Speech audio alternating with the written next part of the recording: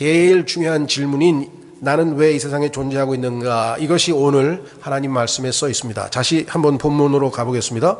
오늘 요한계시록 4장 11절에 보면은 오 주여 주께서 영광과 존귀와 권능을 받기에 합당하시오니 이는 주께서 모든 것을 창조하셨고, 여기까지는 잘 알아요. 그 다음에 뭐라 했습니까? 그것들이 주를 기쁘게 하려고 존재하며, 예.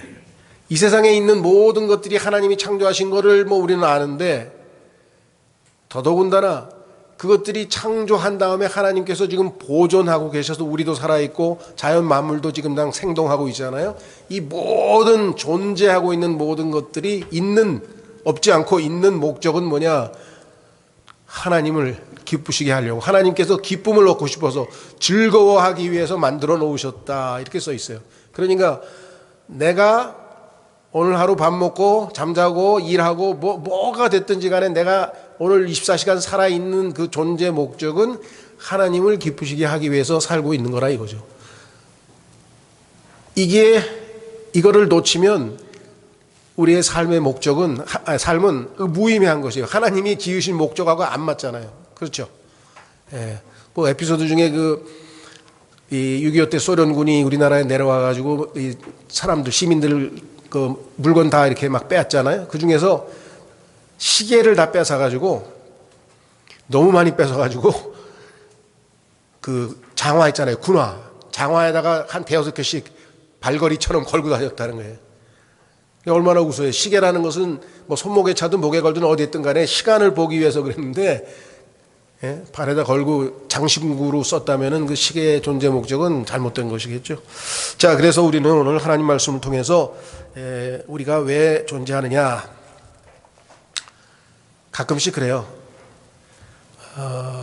이런 질문을 무심코 던지면 거기에 대해서 좀 냉소적인 반응이 오죠. 야, 그걸 어떻게 하냐? 그걸 알면 내가 이러고 있겠냐? 이런 사람들이 있는데. 그래서 특징이 있죠. 동양 사람들, 동양에서의 지성인들, 동양에서 좀 현자라고 하는 아주 이렇게 청각자들은 왜 사느냐고 물으면 빙그레 웃지요, 이렇게 해서 황순원의 시에서 답이 나와 있어요. 그걸 어떻게 하냐는 거야. 달관했지. 그냥 웃고 말지 그걸 어떻게 답을 하겠느냐. 이게 동양은 좀 서정적이니까 차분하게 답변을 하고, 서양의 지성인들은 뭐라 그러냐면 화를 낸대요. 그걸 내가 알아? 그걸 어떻게 알아?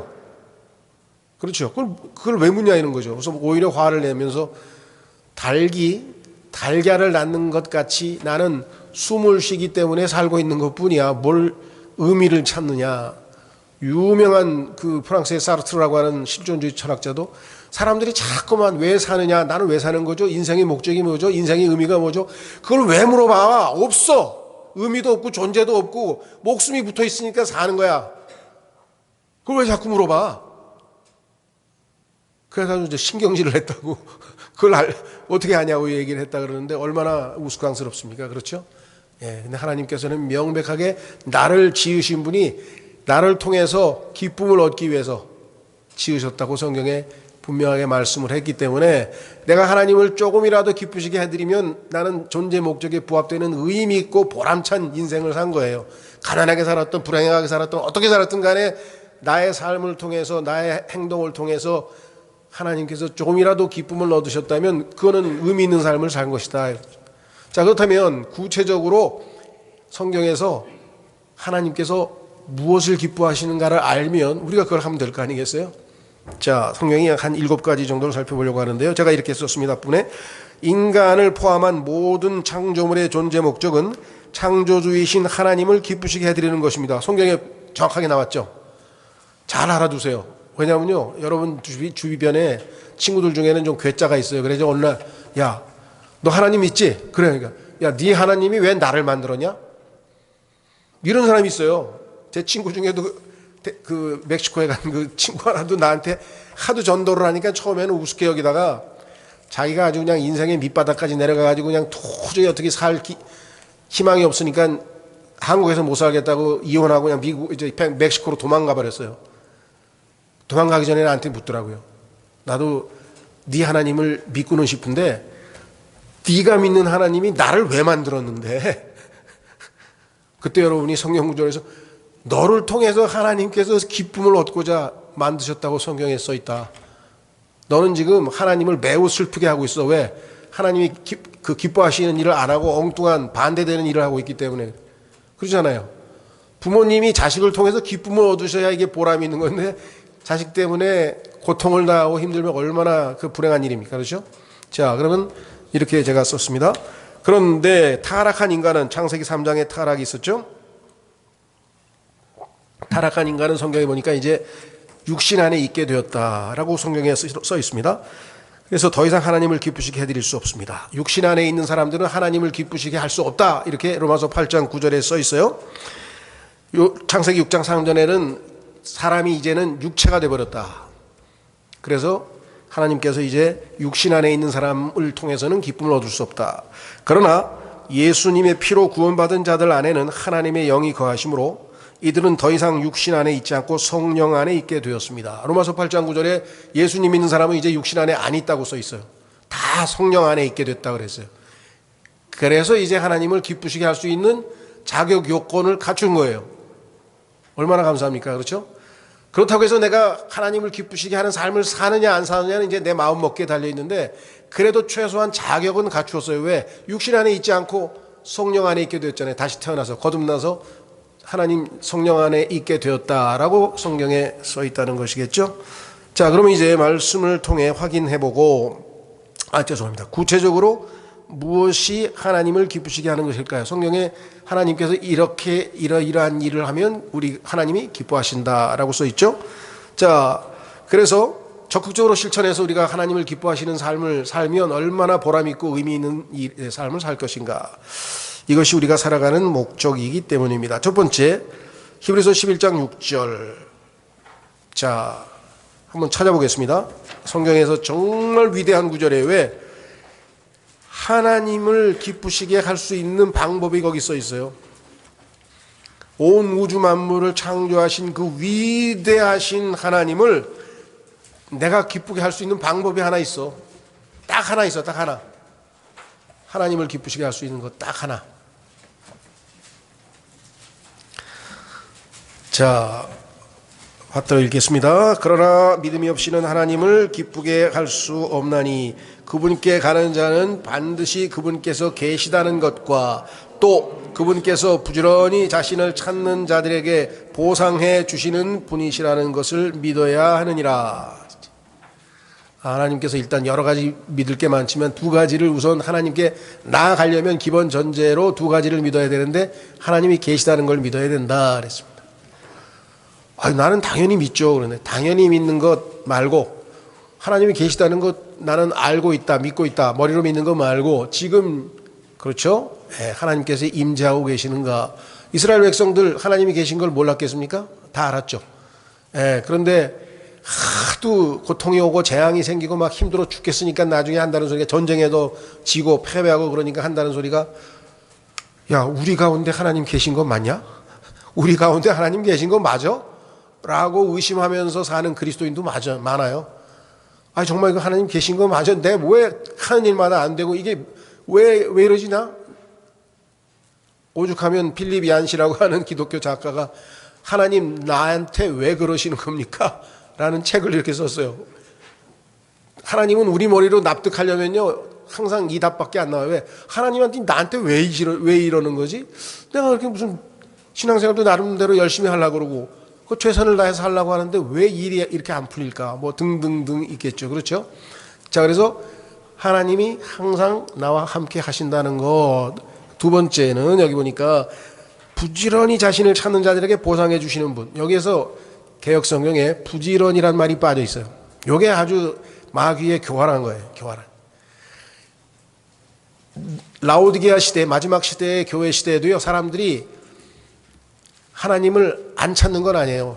다 성경도 읽고 예배도 오고 하여간 겉으로 보기에는 그럴싸한 종교 생활은 다 합니다. 그런데도 불구하고 하나님께서는 마음이 뜨겁지 않고 미지근하니까 내가 토해내치겠다 이렇게 말씀을 하셨잖아요. 그렇죠?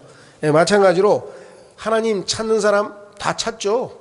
기도도 하고 뭐 다 합니다. 그런데 부지런히 간절히 마음을 다해서 하나님은 그때까지 보는 거예요. 그래서 간절하게 기도할 때 하나님이 진정성 있는 기도인지 보는 거죠. 그냥 건성하는 기도, 그게 아니고. 그래서 두 가지 조건, 부지런히 하나님을 찾으면 하나님이 보상해 주신다, 그 다음에 하나님은 분명히 계신다, 이 두 가지를 믿고 살아가는 것. 그래서 믿음이 없이는 하나님을 기쁘시게 하지 못하는데, 그 중에서도 특히 하나님께 나아가려면 이 두 가지를 반드시 믿고 나아가야 한다라고 성경에 기록을 해 두셨네요. 그렇죠?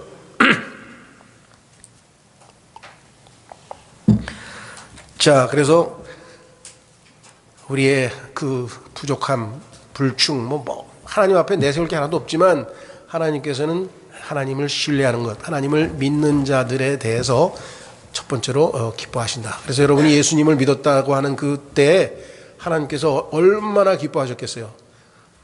그렇죠? 예. 한 혼이 회개해서 예수님을 믿고 구원받으면 하늘에서는 의인 99을 인하여 기뻐하는 것보다 더 기뻐하신다 그랬으니까 우리도 그렇죠. 예. 자녀가 태어나는 순간에 얼마나 기뻐합니까? 그런 것처럼 한 사람이 거듭나서 하나님의 자녀가 되는 그 순간에 하나님께서 매우 기뻐하셨었고, 또 이제는 매일매일 삶에서 하나님을 기쁘시게 하는 삶을 살아가야 되는데, 첫 번째는 믿음이라고 성경이 얘기를 했네요. 두 번째, 데살로니가 전서 4장 1절에서부터 4절까지 한번 찾아보겠습니다. 네. 이건 제가 그냥 읽겠습니다. 길기 때문에 설명을 좀 하면서 읽겠습니다. 데살로니가 전서 4장 1절서부터 4절까지를 보면,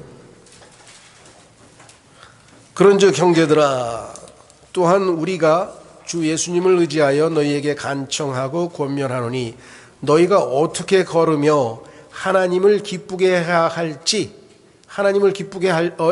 우리에게서 받은 대로 그렇게 너희는 더욱더 넘치게 하라. 내가 다 설명해 줬다 이거죠, 바울이. 우리가 주 예수님을 의지하여 너희에게 무슨 명령들을 주었는지 너희가 아느니라. 그 중에서 제일 중요한 것 뭐냐? 3절, 하나님의 뜻은 이것이니 곧 너희가 거룩히 구별되는 것이라. 너희는 음행을 삼가고 너희 각 사람이 거룩히 구별함과 존귀함으로 자기 그릇을 소유할 줄 알되. 하나님은 말씀하셨습니다. 내가 거룩하니 너희도 거룩하라. 우리 같은 사람이 어떻게 거룩하나? 하나님께서 우리를 거룩히 구별해 놓으셨다라고 고린도전서 6장 11절에 써 있어요. 예수님을 믿는 순간 성령께서 우리를 하나님만을 위해서 따로 떼어 놓으시는데 그것을 거룩히 구별했다. 하나님은 이미 우리를 거룩히 구별해 놓으셨어요. 그렇죠? 성별이라고 그러죠. sanctify라고 그랬는데, 그래서 이제는 holy life, 거룩한 삶을 살 수가 있어요. 그러니까 동전의 앞뒷면이에요. 하나님이 우리를 예수님을 믿는 순간에 예수님의 보혈로 씻기시고 성령으로 하나님 몫으로 하나님만을 위해서 살아갈 수 있도록 따로 구별시켜 놓았기 때문에 이제 우리는 우리 안에서 그리스도를 통해서 holy life, 거룩한 삶을 살 수 있다. 그러니까 하나님이 내가 거룩하니 너희도 거룩하라고 하는 것은 우리로 하여금 하나님을 흉내내고 노력해서 의지로 거룩해지라는 얘기가 아니죠. 그건 불가능한 얘기를 하나님이 왜 하시겠어요? 그렇죠? 그거는 고양이 보고 멍멍 짖으라는 거하고 똑같은 거죠. 어떻게 고양이가 우리 같은 사람이 어떻게 거룩한 삶을 살아요? 우리를 거룩하게 구별해 놓으셨죠. 예수님을 믿는 순간에. 그리고 성령께서 우리 안에 들어오셨잖아요. 그렇죠? 그러면 이제 육신을 따라 살지 아니하고 성령을 따라 살면 예수님처럼 하나님처럼 거룩한 삶을 살 수가 있다. 그런데 이 당시에 거룩함은 여러 종류가 있겠죠. 그죠? 세상과 구별된 삶, 깨끗한 삶, 성결된 삶은 여러 종류가 있을 텐데 실제 생활에서 이 당시에는 오늘날도 정확하게 해당이 되겠네요. 음행을 삼가라. 음행을 삼가라. 왜? 이 당시의 문화가 도덕적으로 아주 문란한 시대, 로마 시대였기 때문에. 근데 오늘날 이 시대가 특히 또 그래요. 여러분들 더 이상 설명할 필요가 없이 얼마나 문란한 시대에 우리가 살고 있는가. 그래서 하나님의 뜻은 세상과 구별되는 건데 그 중에서 특히 세상의 특징은 뭐예요? 예수님께서 악하고 음란한 세대라니. 이 시대가 악하고 음란한 시대이기 때문에 특히나 이 문제에 있어서 우리가 구별돼야 된다. 그 다음에 두 번째는 정결한 삶, 깨끗한 삶을 살아야 된다. 이것이 하나님을 기쁘시게 한다는 거예요. 하나님을 기쁘시게 한다. 자, 세 번째, 세 번째 가면 빌립보서 4장 18절인데요. 한번 보겠습니다. 여기 7개 중에서 세 개. 거기 제가 영어로 좀 써놨는데요. 3번, 3번, 6번, 7번 요 세 개는 매우 기뻐하신다 그랬어요. 강조가 돼 있어요. 하나님이 기뻐하시는 것 7가지 중에서 3가지는 매우 기뻐하신다 그랬으니까 이거 좀 우리가 강조점을 좀 유의해서 봐야 되겠죠. 자, 첫 번째 매우 기뻐하시는 게 뭐냐? 이것은 빌립보서 4장 18절. 그래서 의외. 사람들이 하나님이 돈을 좋아하시나? 왜 헌금 바치는 걸 매우 기뻐하신다 그랬지? 여러분 생각 어떠세요? 좀 그렇죠? 자, 빌립보서 뭐라고 되어 있느냐? 사도 바울이 빌립보 교회 성도들로부터 선교 헌금을 받았어요. 자, 그 선교 헌금을 받은 다음에 뭐라고 얘기를 하느냐? 이렇게 썼네요. 17절부터 보겠습니다. 17절부터 나는 선물을 바라지 아니하며 오히려 너희 회개 장부에 넘치게 될 열매를 바라노라. 너희들이 나한테 선교 헌금을 했는데 난 그것에 관심이 있는 게 아니라 그 마음을 하나님께서 알아주셔서 하늘나라에 너희가 상 받을 그 명부에 너희 상 받을 그 회개 장부에 기록된 너희가 상 받을 게 기쁘지 내가 지금 내 주머니에 현금 들어와서 기쁜 게 아니라는 얘기를 했어요. 이런 사역자만 있으면 욕먹을 일이 없을 텐데 안타깝죠. 더욱이 내게는 모든 것이 있고 또 풍부하니라. 에바브로디도 편에 너희가 보낸 것들을 받았으므로 내가 받았다 이거야. 그래서 내가 풍족하니 지금 넘친다. 이것은 달콤한 냄새의 향기요. 이 달콤한 향기가 하나님 앞에 상달이 되는 거예요. 구약시대에 번제홈을 태우면 그 향기가 하나님 앞에 상달이 돼서 하나님께서 그 냄새를 흠양하시고 기뻐하셨듯이 성도들이 내는 헌금을 하나님 앞에 달콤한 향기가 돼서 하나님 앞에 올라간다. 주께서 받으실 만한 희생물이며 희생제사할 때 희생물이며 하나님을 매우 기쁘게 한 것이니라. 기쁘게 한 것보다도 매우 기쁘게 했는데 왜 하나님께서 헌금에 대해서 이렇게 얘기하셨을까요? 그것은 뭐냐면 인간은 돈의 노예이기 때문에 그래요. 디모데전서 6장 10절에 보면은 돈을 사랑하는 것이 모든 악의 뿌리라 그랬어요. 개역성경에는 일만 악이라 그랬는데 일만도 넘어요. 일만이 아니고 모든 악의 뿌리가 돈을 사랑하는 것이에요. 돈 자체가 나쁜 거 아니에요. 돈은 잘 쓰면 하나님께 영광 돌리는 거죠. 돈을 잘못 쓰면 하나님 영광을 가리는 거죠. 큰 죄를 짓죠. 그렇죠. 돈은 중립적인 것이에요. 그런데 돈을 사랑하면 마음을 빼앗기면 만몬신을 섬기는 것과 같아요. 우상 섬기는 것과 마찬가지죠. 그렇죠. 탐심은 우상 숭배라고 성경에 분명하게 기록되어 있단 말이에요. 그래서 하나님께서는 그 보통 세상 사람들이 그토록 사랑하는 그 돈을 나를 위해서 희생하고 얼마가 됐든 나를 위해서 냈다. 얼마나 큰 희생을 한 거예요. 그 희생을 하나님께서는 마치 희생 제물이 타올라서 번제물이 타올라서 하나님 앞에 향기로 올라오는 것 같이 흠양하신다 이 말이에요. 여러분들이 내가 이 얼마를 하나님께 헌금을 드릴 때 하나님께서 이걸로 인해서 향기를 맡으시고 기뻐하실 것이다라는 그 마음으로 그 생각을 하고 내면 기쁨으로 헌금할 수 있어요. 그렇죠? 안 그래요? 야, 이걸로 인해서 하나님이 향기를 맡으시고 매우 기뻐하신다. 왜? 내가 돈의 노예가 아니라 돈을 섬기는 게 아니라 만몬신을 섬기는 게 아니라 하나님을 섬기는 것을 하나님이 기뻐하시는구나. 네 번째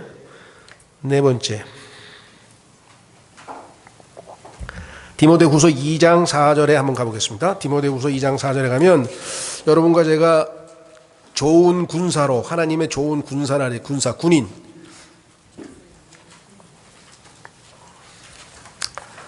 디모데 후서 2장 4절에 보면 이렇게 써 있습니다. 디모데 후서 2장 4절에 전쟁을 하는 어떤 사람도 이 세상 삶의 일에 얽매이지 아니하나니 이것은 그가 자기를 군사로 택한 자를 기쁘게 하려 함이라. 하나님께서 여러분과 저를 군사로 택했다 그랬어요. 그러나 그리스도인들 중에서 자기가 군사로 뽑힌 군인이라고 하는 의식을 가지고 신앙생활하는 사람은 많지는 않아요. 그렇죠? 근데 그걸 우리가 인식을 해야 돼요. 우리는 항상 지금 세상과, 그렇죠? 마귀와 육신과 싸우는 영적 싸움, 이것을 성경에서는 선한 싸움이라고 했어요. 바울은 내가 평생토록 선한 싸움을 싸웠다라고 디모데후서에서 유언장에서 자기 유언할 때 얘기를 했잖아요. 그렇죠? 그렇기 때문에 우리는 하나님께서 이스라엘 백성들을 출애굽할 때 성경에 보면 뭐라고 되어 있냐면 그들의 군대대로 이끌어내셨다. 여기에 보면 쓰인 단어가 아미예요. 아미. 요즘 사람들은 우리는 하나님께서 이스라엘 백성을 아미, 군대로 끌어내셔서 이 영적 전쟁을 수행하셨구나. 요즘 사람들은 BTS 아미죠. 그렇죠? 아미 나오면 사람들 제일 먼저 떠오르는 게 뭐예요? BTS야. 우리나라 사람들. 그렇죠? 예. 부활 그러면 톨스토이. 예수 그리스도가 아니고 톨스토이라니까. 우리는 아미 하면은 내가 예수님의 아미다, 이게 아미. 그게 출애굽기에 나오는 단어예요. 자, 그래서 여기는 이제 소울저죠. 굿 소울저인데요. 하나님을 기쁘시게 하는데 세상 일에 얽매이지 아니한다 그랬어요. 조심하십시오. 요걸 잘못 해석하면 세상에 있는 자기의 삶도 소홀히 하는 것. 예를 들면 자기가 학생이면 학생으로서, 자녀면 자녀로서, 부모면 부모로서, 직장인이면 직장인으로서의 책무, 의무를, 그렇죠? 사람에게 하듯 안 하고 죽게 하듯 더 잘해야 돼요. 책무를 소홀히 한다는 뜻이 아니에요. 열심히 자기의 의무와 책무를 잘 하되 이 세상 일이 전부가 아니잖아요. 이게 다 이것 전부에 내 마음을 빼앗기면 안 되는 거죠. 그렇죠? 얽매이면 안 된다는 거예요. 책무를 잘해서 사람들이 하나님께 영광 돌리도록 하는 것은 내가 해야 될 일이지만 이 세상 일에 예를 들면 친구 만나고 뭐하고 해서 그냥 24시간이 다 들어와서 성경 읽을 시간도 없고 기도할 시간도 없고 전도할 시간도 없고 묵상할 시간도 없고 휴식 시간도 없고 만약에 이렇게 해서 세상 일에 막 연루가 돼서 내 마음을 다 빼앗겨 버리면은 그거는 군인이 해야 될 일은 아니죠. 그렇죠? 예, 그래서 군대에 나간 사람은 지금 전쟁 앞에 놓고 그 승리만이 눈의 목표죠. 바로 여기서 앞서가신 대장이신 예수 그리스도를 따라가는 그것이 목표고 그 이외에 세상의 잡대한 일들은 지혜롭게 성경에서 보면 시간을 다시 사라 그랬어요. 지혜롭게 잘해서 꼭 필요한 책무는 최선을 다해서 열심히 하되 그렇지 아니한 것들은 우리가 시간을 잘 관리해야 될 것을 성경에서 말씀을 했습니다.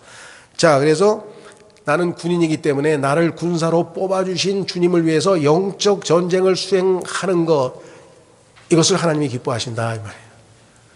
나의 대적은 누구냐? 원수. 나의 대적은 성경에 보니까 첫째는 세상이죠. 두 번째는 마귀죠. 그리고 세 번째는 나 자신이에요. 자아 또는 육신. 그래서 이것을 영적 전쟁이라 했어요.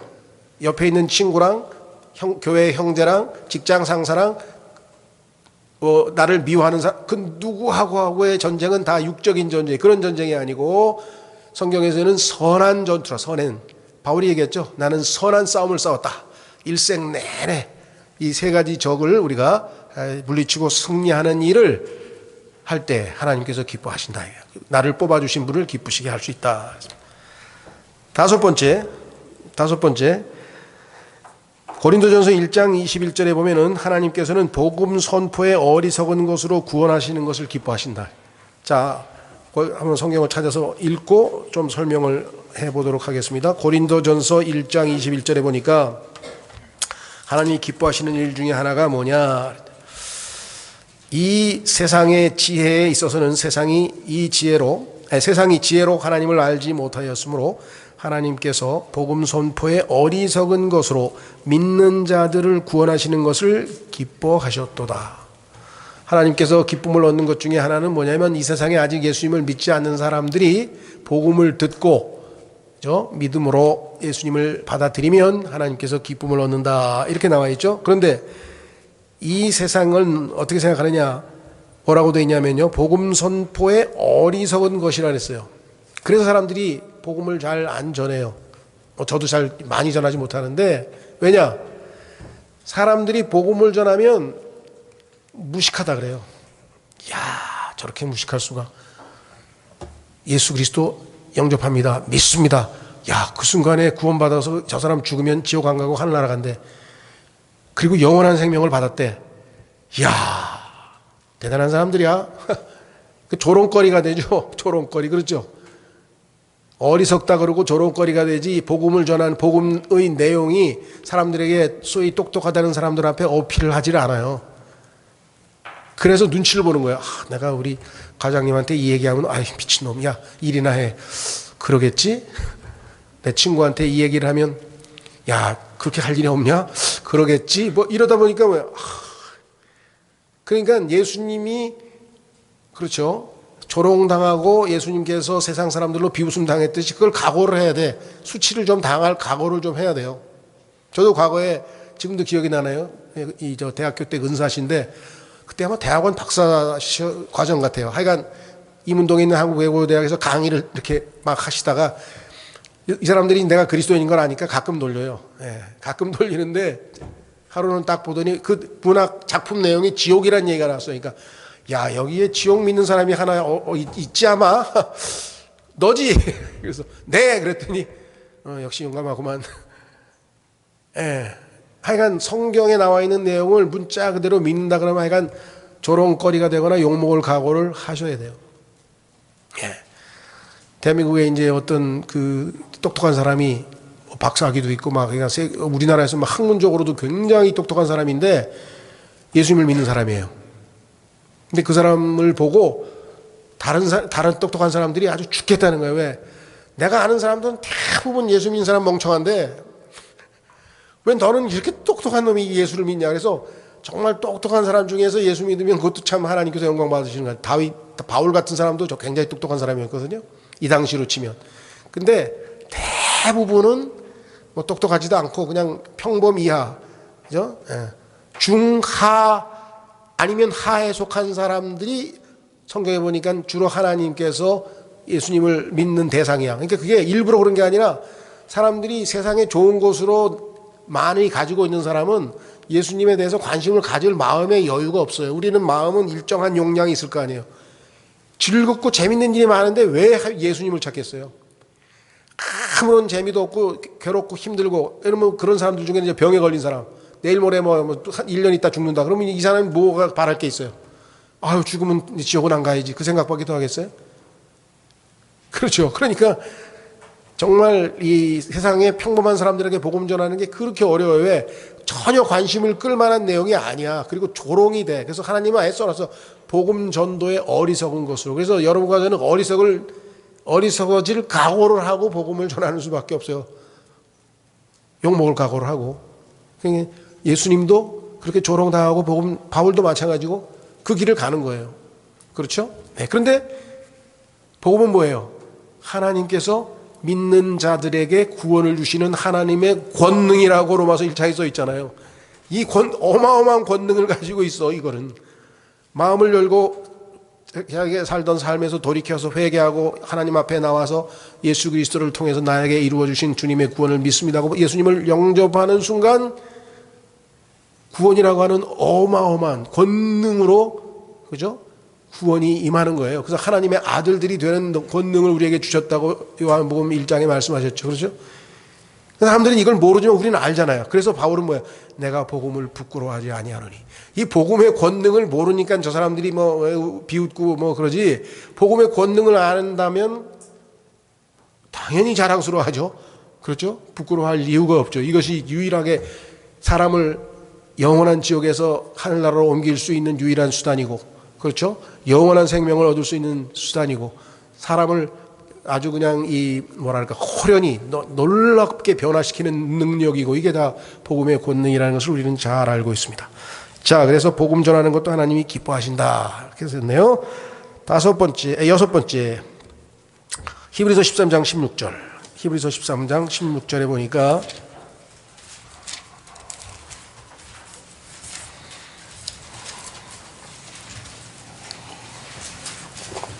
히브리서 13장 16절 이렇게 써있네요. 더욱이 선을 행하는 것과 나누어 주는 것을 잊지 말라. 하나님께서는 이 같은 희생을 매우 기뻐하시느니라. 선을 행하는 것과 나누어 주는 것은 희생이야. 희생은 내가 손해보는 거 희생이죠. 국가를 위해서 희생한 사람이 있고, 그렇죠? 그다음에 가정을 위해서 희생한 부모님도 계시고, 자식을 위해서 희생한 분도 계시고, 하여간 많아요. 그렇죠? 희생은 내가 손해보는 거예요. 예. 근데 하나님을 위해서 이제 희생하는 거예요. 자, 선을 행한다. 나를 악하게, 나를 못되게 어떤 사람이 했는데 나는 그 사람에게 선하게 대해주었다. 그럼 내가 희생을 한 거죠. 하나님 기뻐하신다. 그래서요, 놀랍게도 성경에 따르면 율법의 행위로는 하나님 앞에 어떠한 육체도 의롭게 될 수 없다고 복음서에, 로마서에 분명하게 기록되어 있습니다. 그 어떤 선행으로, 어떤 착한 행동으로, 어떤 훌륭한 행동으로도 하나님 앞에 의롭게 될 수 있는 수단은 없어요. 그렇죠? 육에서 난 것은 육이라 그랬어요. 육은 무익하다 그랬어요. 그러나 구원을 받고 예수님을 믿고 성령께서 내 안에 들어오시게 되면 그 성령께서, 예수 그리스도께서 성령을 통해서 우리의 삶에서 선한 행위를 하도록 하신다는 거죠. 그걸 믿음의 행위라고 데살로니가 전서에 기록했어요. 율법의 행위하고 믿음의 행위는 다릅니다. 그리스도인이 행위를 싫어해요. 왜? 행위로는 구원받을 수 없다고 하도 강조를 해서. 그러나 그것은 율법의 행위고 구원의 조건이 선한 행위다, 그건 아니에요. 그러나 구원의 결과로서의 선행은 성경에서 또 반대로 어마어마하게 강조하고 있는 거예요.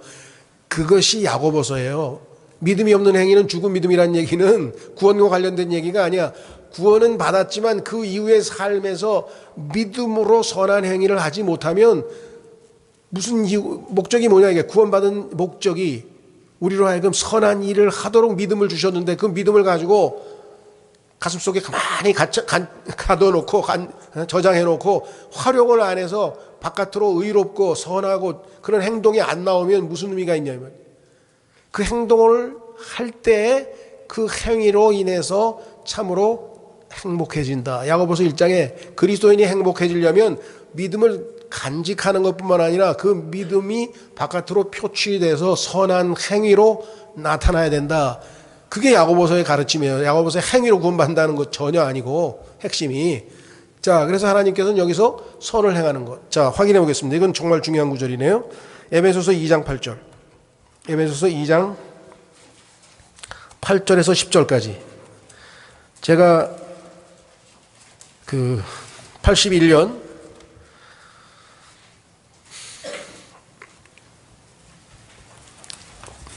81년도에 대학 그러니까 대학 졸업하고 이제 대학원, 외국어 대학의 통역 대학원인데 그 대학원을 막 들어가는 그 순간에, 그래서 대학원을 들어갔을 때 그때 구원을 받게 됐어요. 그래서 구원을 받을 때는 선교단체, 이 대학생 선교단체에서 구원을 받다 보니까 거기서는 이제 전도 훈련을 많이 시키잖아요. 그래서 전도 훈련을 시키는데 거기서 암송 구절이라는 게 있었어요. 성경에 암송 구절이 쫙 카드가 있어요. 그럼 그거를 하루에 한 개씩 이제 외서 이제 발표도 하고 뭐 하는데 그 제일 먼저 암송한 구절 중에 하나가 에베소서 2장 8절이에요. 왜? 이게 우리에게 가장 중요한 복음의 핵심이니까. 에베소서 2장 8절. 그래서 아마 당시에 대학생 선교단체에 속한 사람들은 이걸 거의 줄줄줄줄 외고 다녔죠. 자, 너희가 믿음을 통해 은혜로 구원을 받았나니 그것은 너희 자신에게서 난 것이 아니요 하나님의 선물이니라. 믿음으로 은혜로 구원받은 것이지 행위로 착하게 행동해서 뭐 율법을 지켜서 주일 성수를 해서 열심히 교회 다녀서 구원받은 게 아니라고 하는 것을 강조하기 위해서 믿음으로 은혜, 이 두 가지, 믿음을 통해 은혜로, 믿음을 통해 은혜로, 정말 귀에 못이 박히도록 들었거든요. 자, 9절도 마찬가지예요. 2장 8절 9절을 항상 암송하게 했는데 9절에 뭡니까? 행위에서 난 것이 아니니 이것은 아무도 자랑하지 못하게 하려 함이라. 내가 선한 행동을 해서 구원받으면 어디 가서 자랑을 하지만 행위가 아니라 선물로 그냥 거저 은혜로 구원을 받았으니까 자랑할 수는 없다 그러죠. 자랑할 게 없다 그랬죠. 문제는 그때 그 선교단체들에서 제가 지금 와서 좀 생각하는 것이 10절도 암송하게 했더라면 더 좋았을 텐데 이런 생각을 여러 번 했었어요. 왜? 자 보세요. 10절 우리는 그분의 작품이요 그리스도 예수님 안에서 선한 행위를 하도록 창조된 자들이니라. 이 창조는 거듭남을 얘기합니다. 우리가 새 창조됐죠. 그래서 새로운 피조물이라 하죠. 새로운 창조물. 우리 모든 사람은 그리스도 안에서 새로운 창조물 아닙니까? 그러면 새롭게 창조된 목적이 뭐예요? 구원받은 목적이 뭐예요? 다시 태어난 목적, 거듭난 목적은 뭐예요? 선한 행위를 하도록. 요 선한 행위는 성경에서 믿음의 행위라고 정의가 내려져 있어요. 믿음의 행위. 앞에 구원받을 때 율법의 행위로는 아무도 구원받을 수 없다는 거고 하나는 율법의 행위고 하나는 믿음의 행위예요. 믿음을 하나님께서 예수님 믿습니다 할 때 믿음을 선물로 주셨는데 그 믿음이 내 안에 들어오면 이 믿음은 어떤 믿음이냐? 자, 갈라디아서 5장 6절 하나 더 찾겠습니다. 이것도 굉장히 핵심적인 구절이네요. 갈라디아서 5장 6절로 가시게 되면 갈라디아서 5장 6절로 가시게 되면 뭐라고 써 있는가 보세요. 예수님 믿을 때에 그리스도의 믿음을 우리에게 주셨다 그랬죠. 그리스도의 믿음을 주셨는데 5장 6절 자, 한번 다 같이 크게 읽어보겠습니다. 5장 6절 시작. 이는 예수 그리스도 안에서는 할례나 무할례나 아무 효력이 없고 사랑으로 일하는 믿음만 효력이 있기 때문이라. 사랑으로 일하는 믿음이에요. 예수님이 우리에게 주신 믿음은 차분하고 조용하고 그런 믿음이 아니라 사랑으로 일하는 역동적인 활동적인 파워풀한 믿음이기 때문에 예수 그리스도께서 나에게 주신 믿음은 실제적인 삶에서 선한 행동으로 의로운 행동으로 표현돼야 되는데 그거를 표현을 안 하니까 야고보를 통해서 그건 죽은 믿음이다. 믿음 간직하고는 있는데 그렇죠. 활용을 안 하잖아요. 자, 그래서 우리는 하나님께서는 선한 일을 하는 것을 기뻐하신대. 그냥 기뻐하는 게 아니라 두 번째로 매우 기뻐하신다 그러는데 6번에 그러죠? 매우 기뻐한다. 그 다음에 나누어 주는 것 이것도 주는 겁니다. 자, 이 단어는 사실은 이제 번역하기가 좀 어려워서 주는 것으로 나누어 주는 것으로 번역했는데 나누어 주는 것과 아울러서 또 주고 받는 거예요. 우리가 이게 커뮤니케이션이라는 거죠. 커뮤니케이션을 하는 걸 좋아한다 그랬는데 우리가 요즘에 소통이란 말 많이 쓰잖아요. 서로 소통하는 것. 그러니까 그리스도인들은 사랑도 주고받고 그렇죠? 예, 격려도 주고받고 물질도 주고받고 그와 같은 실행 그렇죠? 첫 번째는 주는 게 하나님이 더 복되다고 했으니까 내가 주면 당연히 하나님께서 다시 주시겠죠. 주면 다시 받죠. 주고받고 하는 이것이 하나님을 매우 기쁘시게 한다. 그렇죠? 매우 기쁘시게 하는 것 두 번째는 뭐냐? 우리가 선한 것을 선을 행하는 것과 나누어 주는 것 하나님께서 아주 매우 기뻐하신다. 성경에 분명히 있었습니다. 자, 그 다음에 7번째 골로새서 3장 20절 골로새 3장 20절에 보면 여기 한 가지 좀 조심해야 되겠어요. 이건 좀 제한적인데 왜냐하면 대상이 한정이 돼 있어요.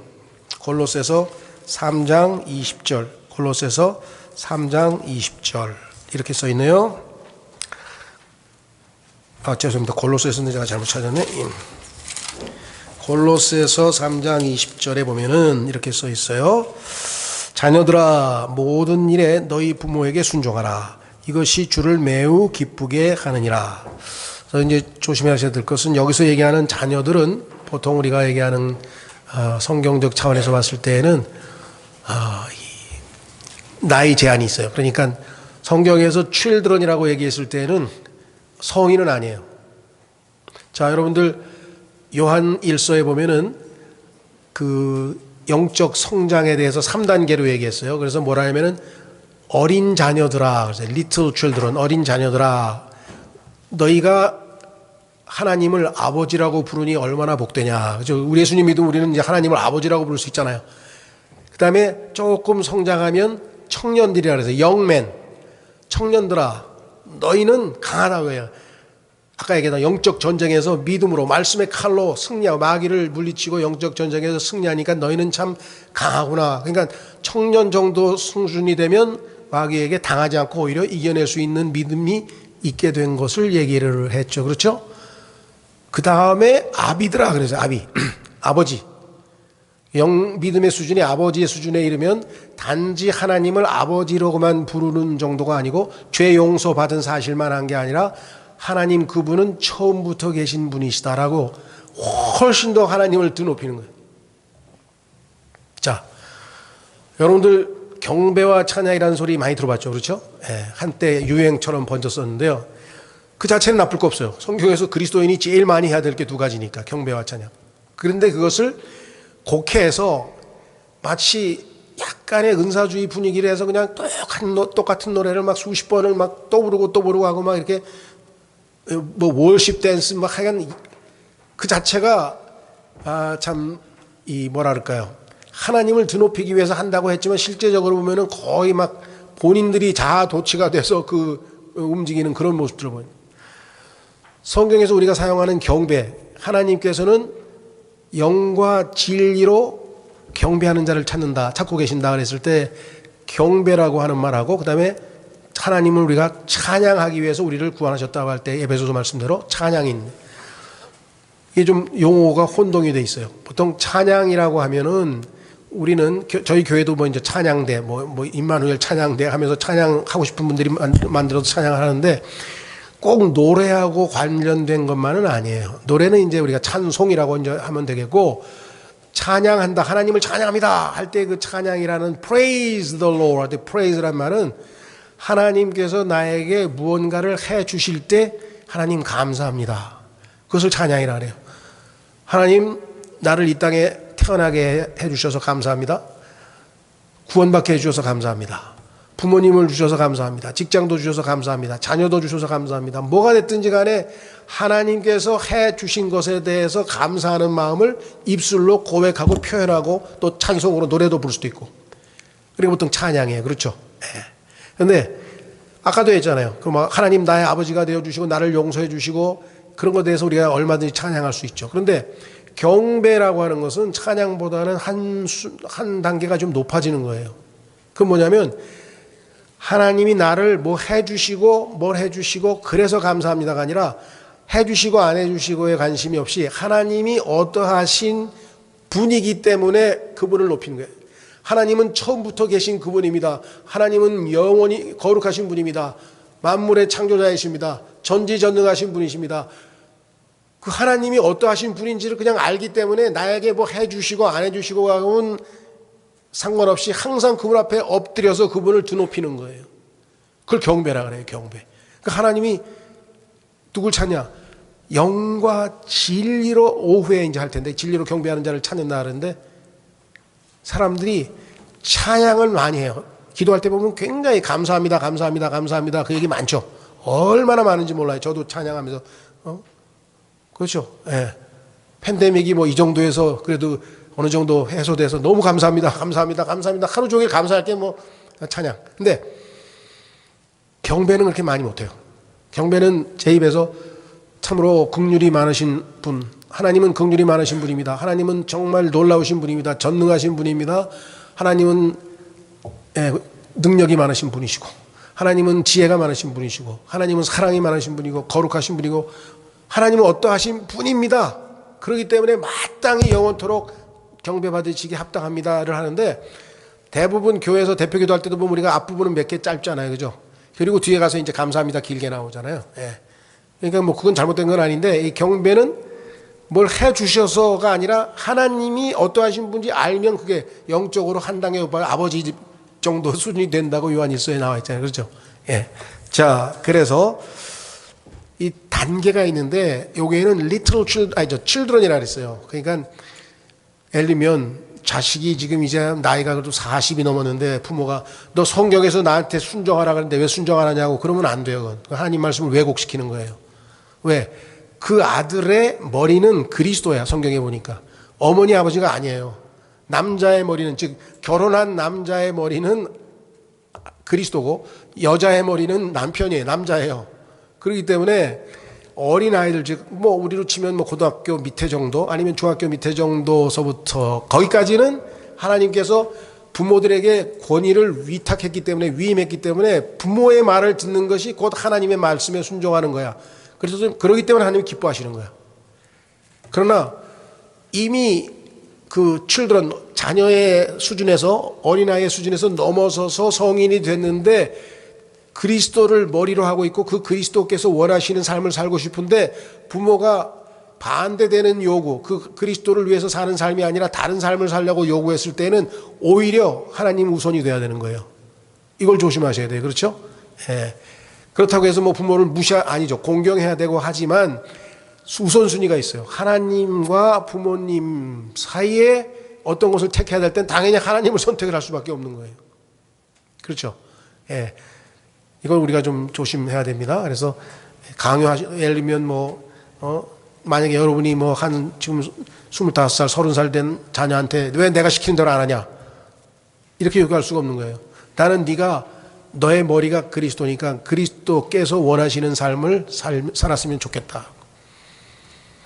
1월 30일 날 제가 둘째 손주를 봤는데 2년 전에 이제 25일이면 2돌 되는 손주가 하나 있고 이제 지난 1월 30일 날 얼마 전에 큰아들이 이제 손주를 낳았어요.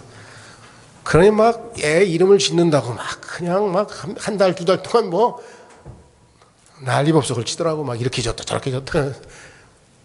그래서 어느 날 갑자기 정했다 해서 그러니까 주원이래. 주원. 김주원. 그래서 왜 그러니까 주님께서 원하는 대로 살아달라 그랬대. 그래서 야 이거 이름 잘 지었다. 웃으면서 제가 그래 그 이름 잘 지었네 주원이. 그렇죠? 예, 주님이 원하시는 게 첫 번째 삶입니다. 자, 그래서 우리는 이제 이것도 매우 기뻐하신다 그랬어요. 여러분 생각할 때는 뭐예요? 여기 계신 뭐 해당되는 분들 몇 분 되는지 제가 잘 모르겠지만 하여간 뭐 여러분이 보시기에도 부모님들의 그 사고방식과 생각과 요구사항과 잔소리가 거의 꼰대 수준이잖아요. 그죠? 우리 아들들도 그래요. 내가 뭐 한마디 하려면 딱 봐. 꼰대가 왜 또 꼰대 그 소리 또 왜 하냐 이거죠.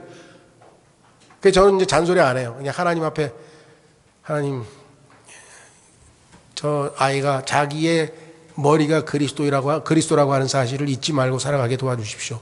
그 기도를 할 수밖에 없는 것이죠. 자, 그래서 마지막 이제 두 구절 찾고 마치겠습니다. 세 구절이네요. 밑에 성경 구절만 쭉 찾으면 됩니다. 골로새서 1장 10절. 이건 뭐냐? 여러분들이 서로를 위해서 기도할 때 다른 기도도 하지만 제일 중요한 기도 중에 하나는 뭐냐면 저 형제가 저 자매님이 꼭 하나님을 기쁘시게 하는 삶을 살게 도와주십시오. 이렇게 기도하라는 거예요. 자, 골로새서 1장 10절에 바울이 기도하는데 뭐라고 기도하냐 보세요. 주께 합당하게 걸어 전적으로 그분을 기쁘게 하며 모든 선한 일에 열매를 맺고 하나님을 아는 지식 면에서 자라나며. 자, 여기 보면 전적으로 그분을 기쁘게 하는 삶을 살게 해 주십시오. 저 형제 이렇게 기도하라 그랬어요. 바울이 그렇게 기도한다 그랬고요. 자, 그 다음에 히브리서 13장 21절도 기도 얘기입니다. 무슨 기도를 하냐. 여기도 역시 그리스도인의 기도의 핵심적인 내용이 무엇이냐. 히브리서 13장 21절 예수 그리스도를 통해 모든 선한 일에 너희를 완전하게 하사 자신의 뜻을 행하게 하시며 자신의 눈앞에서 매우 기쁜 것을 너희 안에서 이루시기를 원하노라. 바울의 히브리서를 쓴 분의 그 마음은 너희 안에서 하나님께서 하나님을 기쁘시게 하는 일을 매우 기쁘시게 하는 일을 하시기를 정말 간절히 바란다. 왜? 그게 너희가 존재하는 목적 아니야. 너희가 이 땅에 사는 목적이 하나님을 매우 기쁘시게 하는 거 아니냐. 이렇게 얘기를 했습니다. 자, 그래서요 스바냐서 3장 17절 여러분들 복음성가에도 이 내용이 나오죠. 부르면 부를수록 정말 감개무량합니다. 왜? 어떻게 우리 같은 사람을 통해서 하나님께서 저렇게 큰 기쁨을 누리실 수 있는 거냐. 스바냐 3장 17절 말씀 읽고 제가 기도하겠습니다.